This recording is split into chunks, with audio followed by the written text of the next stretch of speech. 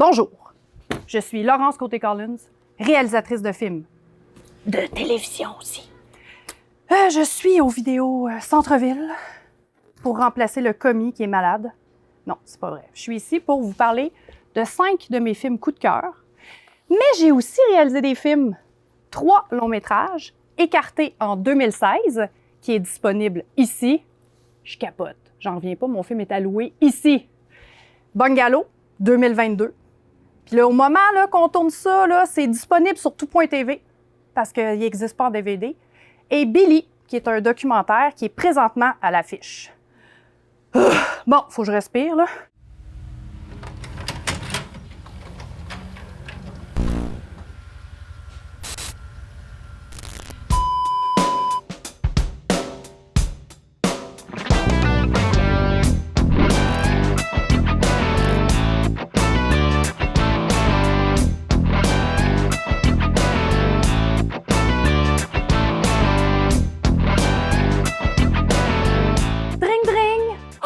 On m'appelle. Allô? Vous m'attendez dans le département des VHS? J'arrive tout de suite.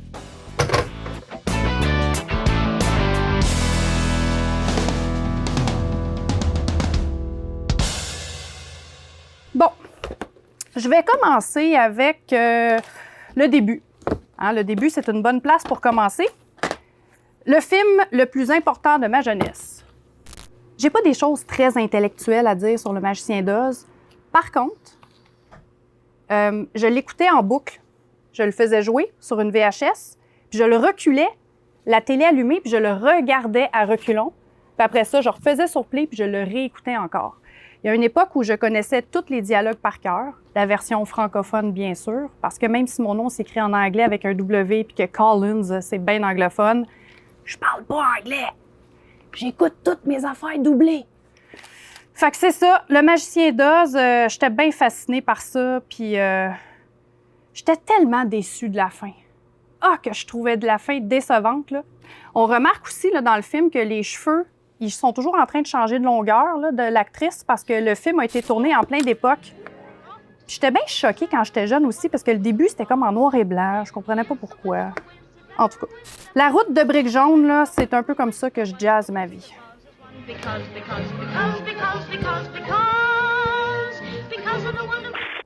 Excuse me, don't kill me now.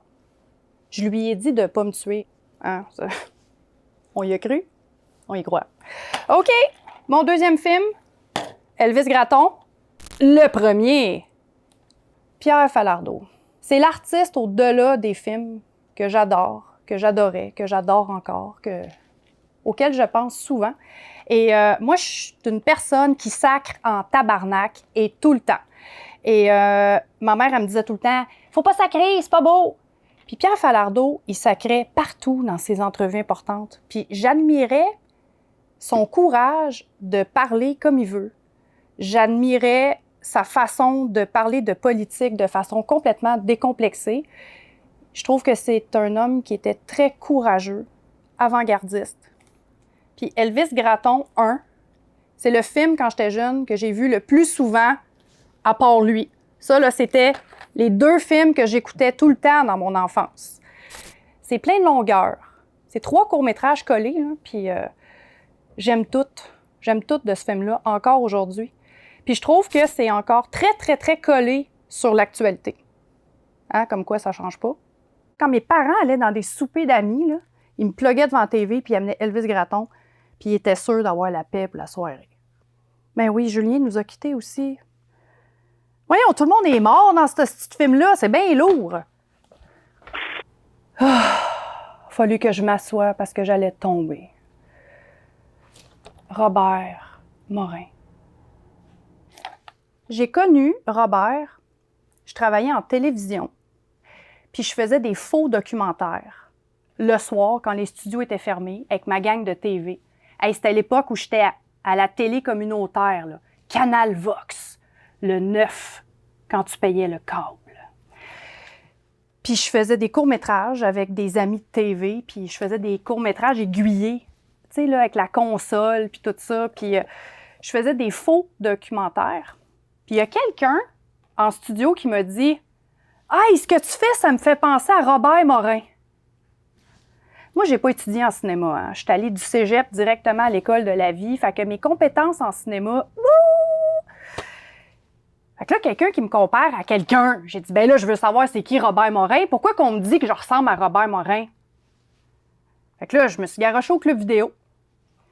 Puis j'ai découvert la section Robert Morin. Puis j'ai tout loué, un jour après l'autre. Mais le premier de tous les films de Robert que j'ai écouté, c'est « Quiconque meurt à douleur ».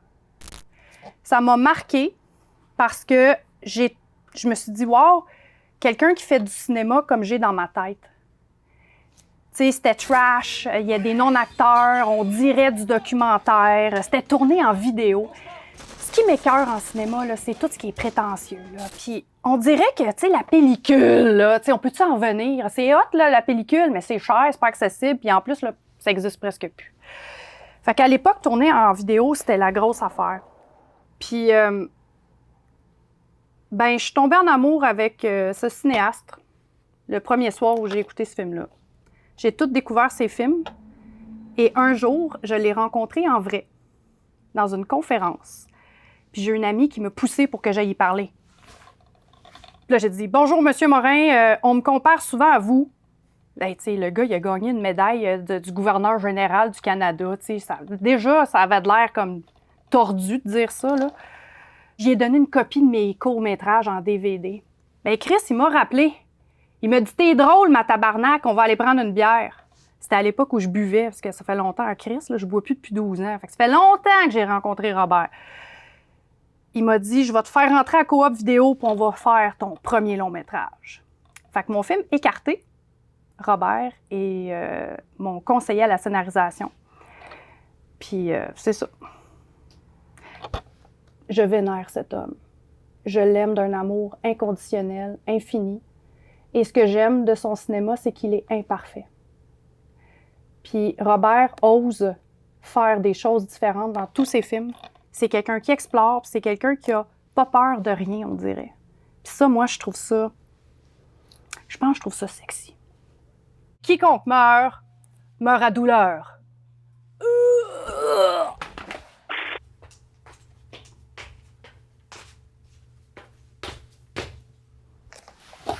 Qu'est-ce que c'est ça?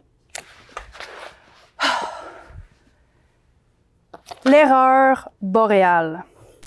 C'est le film pivot narratif de ma vie. C'est comme si on m'avait sorti d'un rêve. Moi, j'ai grandi en banlieue avec le Journal de Montréal et TVA. Salut, bonjour dans ma maison tous les matins. TQS. Tu sais, ma culture était très limitée et je croyais tout ce qu'on me disait à la télé. Puis pour moi, les nouvelles, c'était le bulletin de 18h à TVA. Donc, à 19 ans, quand je suis arrivée à Montréal et sur le marché du travail, je travaillais dans un club vidéo. Et j'ai découvert l'erreur boréale. C'était gratuit, tu sais, je pouvais louer des films tant que je voulais. Puis j'ai capoté parce que j'ai comme compris que je vivais dans un monde que je ne connaissais pas puis qu'on me cachait des choses. Donc pour moi, ça a été un genre d'éveil spirituel. Tu peux mettre une douche de lumière comme « Oh! » Donc pour moi, ça a été comme un éveil spirituel. J'ai compris que je vivais dans un monde qu'on me présentait sur une facette très réduite.